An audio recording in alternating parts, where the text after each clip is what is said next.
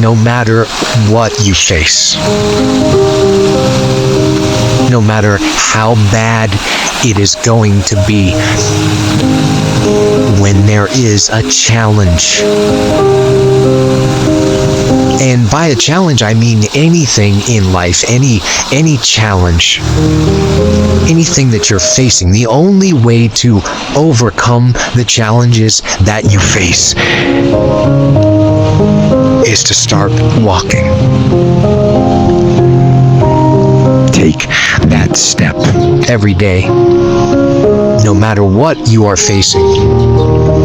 Get up and start walking. I have the ability to see the end before the beginning even begins. And what that means is I know that to get to the very end, I can see it right now.